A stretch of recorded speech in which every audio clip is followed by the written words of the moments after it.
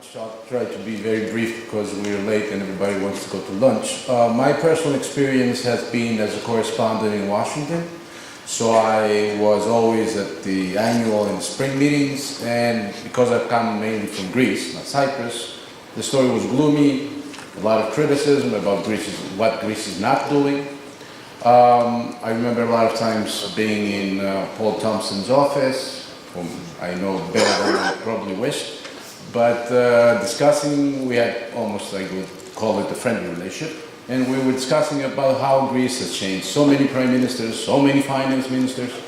Now in the case of Cyprus, to come to this table and panel, we almost have the opposite, although Cyprus, to a certain large extent, is also part of Hellenism.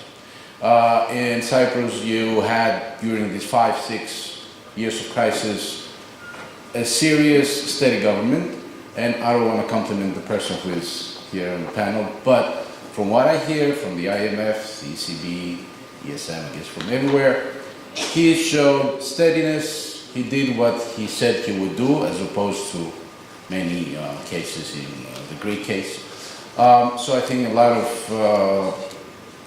the positive posture of the Cypriot economy, I think, is identified with how this government has acted. I don't want to support the government. I'm just saying what I've heard from international institutions. In that sense, it's a comment, but it's not necessarily what I think. I might think so, but I'm just saying again what the markets and the international institutions feel. To end all this discussion about my Washington presence, I remember I was with Klaus Regling at the spring meetings of 2015, and he was talking about Varoufakis. That was the Varoufakis period, which again showed, how concerned they were, as opposed to having people in Nicosia where you can disagree with some specific suggestions or policies, but at the end of the day, things happen.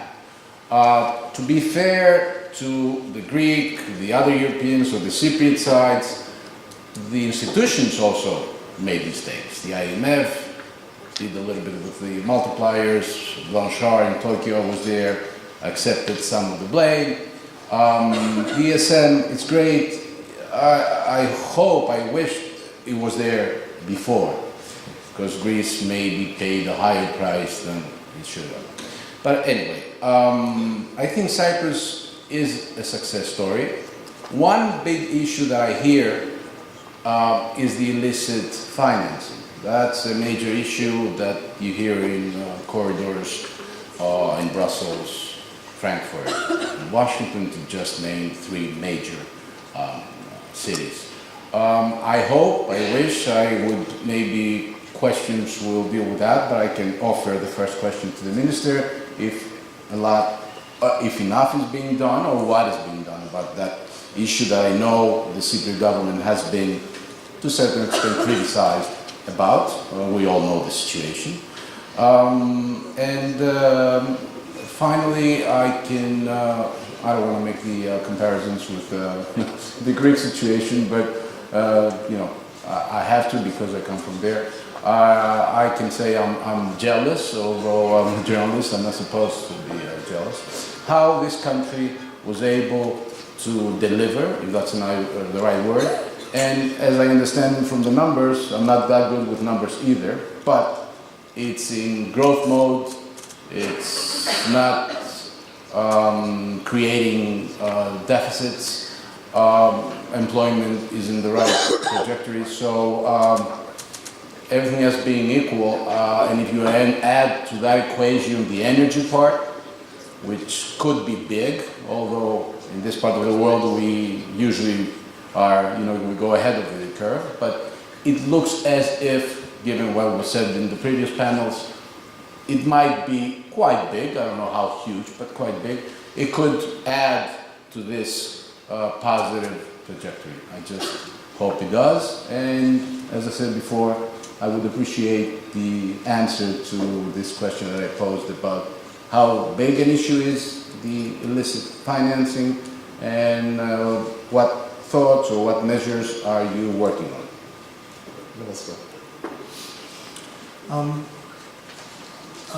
We should acknowledge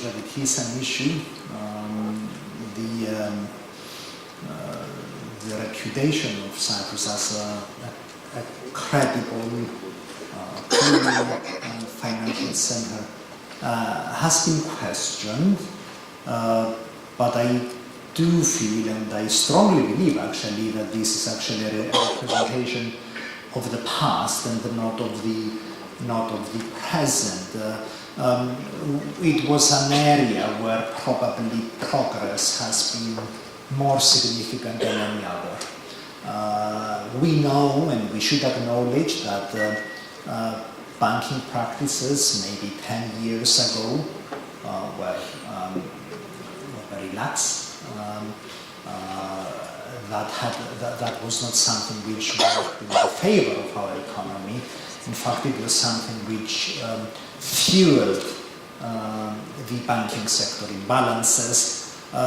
So for a number of reasons, but primarily our very own realization that we would have to change, basically everything has changed. And I mean, it would be fair if somebody would actually complain today that we have come to the very other end of the spectrum and we are much more strict even compared with any other European jurisdiction, and we don't really mind because we have taken a very clear stance both at the political level, the supervisory level, the banking sector, that this is something that we should do in order to fully restore our credibility as a credible financial center. We're almost out of time, but I'd like to raise one subject, small subject. You heard about how Cyprus, in many ways, is seen as the poster child of the Euro adjustment process, along with Ireland, I guess. The country that people are talking about now in Brussels and Frankfurt is Italy. This is not perhaps one for the Minister, but I wonder if either of you would like to comment on Italy. Too big to fail, but looking like it could be a potential problem for the Eurozone. How worried should we be about Italy? Either of you want to say anything on Italy? I can say a word on Italy, not because I'm worried in the sense that I don't expect any immediate repercussions for us. No, just generally on Italy. I think a key point is that we want all, and the responsibility and the need for Italy is to go along a sustainable fiscal path. That is because that is ultimately what also is for the benefit of Italian taxpayers in the future, now and in the future. It is what also those who invested in Italian bonds want, and this is also to a large extent Italian households and pensioners. So that's a very important point. From my perspective, what we are seeing now is that the European Commission is taking action to implement the fiscal rules, and the fiscal rules are precisely meant to follow that and give guidance on a sustainable fiscal path. This is what markets also are looking for, and we see the market reaction that there are elevated rates. At the same time, recently volatility has been rather restricted. Nonetheless, markets are looking for this kind of reassurance on the fiscal side, and that is what the Italian government knows eventually, and what is its responsibility to act upon. We know also that Italy has shown quite some resilience over the crisis in terms of its financial market access, because it never lost financial market access, even in the deepest crisis. And we know that any interest rate increase only slowly feeds through the Italian debt stock, which also means that there is no need to be excessively alarmed from that perspective. But some of the longer standing problems, that here also relates to growth, has to be addressed. Particularly structural reforms. Do you have any views on it? I agree very much with what Rob said. The only things that I will add are that, first of all, it's for the European Commission, not for the IMF, to make an assessment of the Italy budget and what needs to be done. Having said that, we do see the commitment to the obligations under the SGP as being important to ensure the credibility of the entire European fiscal framework going forward. And while we share the concerns of the Italian authorities about low structural growth in Italy for a very long period of time, it's not immediately obvious to me that a fiscal boost is the remedy for Italy's long-standing problem is low productivity and low growth. Anybody want to ask one or maybe two questions before we break for lunch? Let's take those two. Perhaps we'll take them one after the other, and then starting with the lady. Thank you. I have a question for the Minister of Finance. It seems that we all know that NPLs are one of the biggest problems facing particularly the banking sector. And I know that the Cabinet recently tweaked the SDA scheme, but it does seem that it's still not as transparent as perhaps it should be, and that it is benefiting or likely to benefit rather wealthy strategic defaulters more than the vulnerable people who really do need that assistance. I'd like his comments. And let's take the second question and then we'll break. Thank you. I'll focus on the global economy later, and I'm trying to be gloomy, especially for lunch. But the question is this. We've had, since 2008, perhaps the weakest recovery ever since the post-war period. We've had the weakest productivity growth, also since the post-war period. We had the biggest stimulus ever in our economic history. And of course the question is, once all these underpinnings of the recovery, the monetary stimulus and our fiscal support in the US in particular in the last couple of years have been removed gradually, and we switch from a slowing from declining interest rates to rising interest rates, and perhaps also rising US dollar in the world economy, then there must be a reason to be gloomy. And the question is, what's the risk of perhaps a crisis in the near future? Okay, thank you. Minister, NPLs, 20% of GDP, but you're being too favourable to better off people. Yes, maybe. I mean, it's not a policy initiative which is meant to be absolutely fair and just, and they have to make this admission. It's an extraordinary measure because we are facing an extraordinary problem. A huge stock of legacy NPLs, which was created during the 10-year period ahead of the climax of the crisis, and we must use every available measure, tool, instrument in order to tackle that legacy problem once and for all. I'm encouraged by the fact that basically all the new lending which has been extended since 2013, and it's almost a 6-year period. Almost all the new lending is performing lending, so lending practices have much improved, and this does not confirm the point that we have a cultural issue of non-payment. But the old stock of private lending is huge. It's there.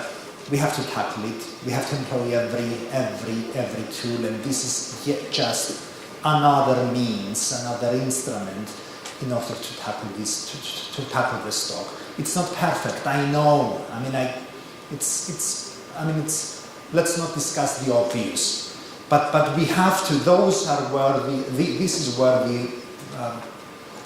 the NPLs lie, in the Cypriot middle class, and we have to do something in order to unblock the situation. And the very small comment regarding the comment on the global economy. I would be more concerned if monetary easing was to be maintained. It's like continuing to riding a bicycle uphill.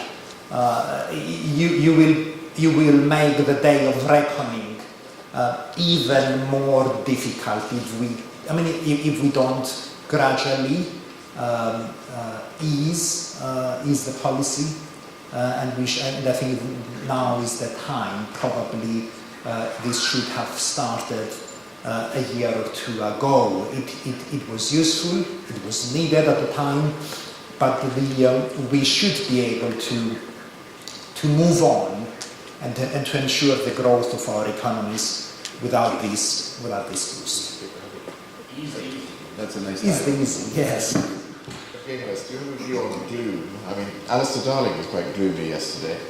Well, I alluded in my comments that we have all these monetary sort of easiness and lax policies over the last sort of 10 years that's come to an end.